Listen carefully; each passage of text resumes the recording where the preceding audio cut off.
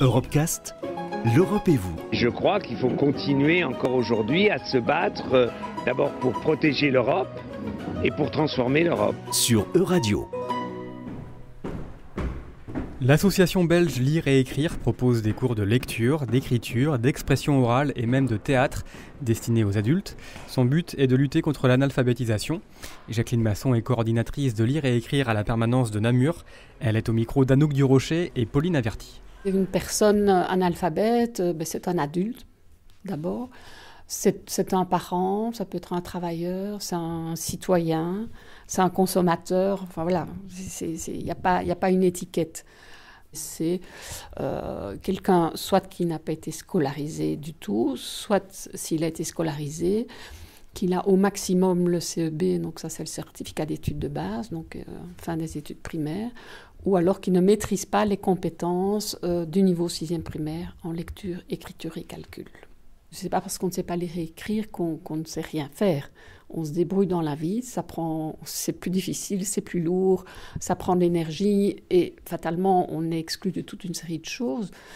Mais ces personnes mobilisent aussi pas mal de stratégies pour gérer leur vie au quotidien et pour aussi garder un minimum de dignité, je dirais, avec leurs difficultés, parce que ce n'est pas évident du tout d'annoncer je ne sais pas lire et écrire, j'étais à l'école mais je ne sais pas lire et écrire, parce que les personnes prennent la responsabilité pour eux seuls, en disant j'étais à l'école, donc les autres ont réussi, moi je ne sais pas, donc c'est moi qui ne sais pas, etc.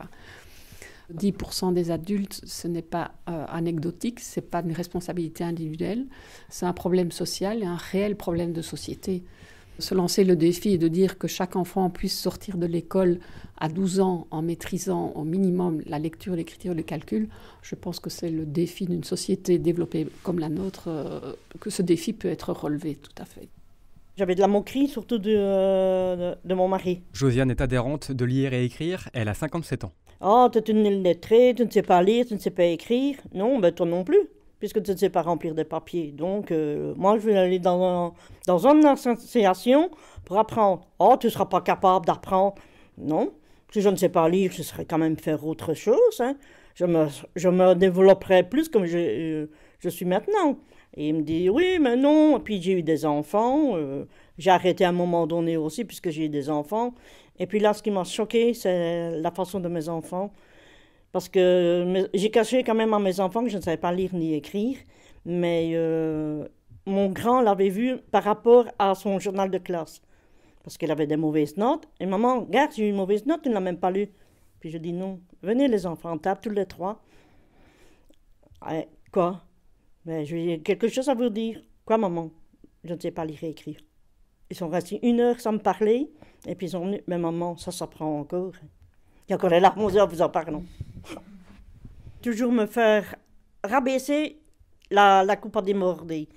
Parce que je me dis, me faire rabaisser par les enfants, par mon mari, non, n'en peux plus. J'ai eu un parcours un petit peu très difficile. Christine, 59 ans. Moi aussi, je suis comme Josiane aussi, on m'a moqué beaucoup quand je travaillais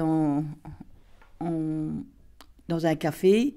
La patronne me disait toujours, tu sais lire, tu sais écrire, toi, tu sais te débrouiller, hein, qu'elle me dit. J'ai dit oui, je sais bien, mais pas beaucoup en calcul. J'avais difficile à compter les vers, etc. Et alors on me disait toujours, oh, tu n'apprendras rien. J'étais toujours repoussée à cause de ça. Et alors j'ai dit, non. Moi je dis, moi je suis capable, je vais apprendre. J'ai une haine envers ces personnes-là qui se moquent des personnes qui sont en retard dans l'école et tout ça. Parce que moi, j'ai jamais été à l'école. Jamais été à l'école. Quand j'étais petite, j'ai jamais été à l'école. Je suis fâchée contre l'école, moi. Et alors, voilà, quoi. Je me suis quand même battue jusqu'à maintenant, parce que je me bats encore maintenant. Et maintenant, moi, je continue dans cette lancée-là, parce que pour les enfants, il faut faire beaucoup pour les aider. Retrouvez l'intégralité des Europecast sur euradio.fr.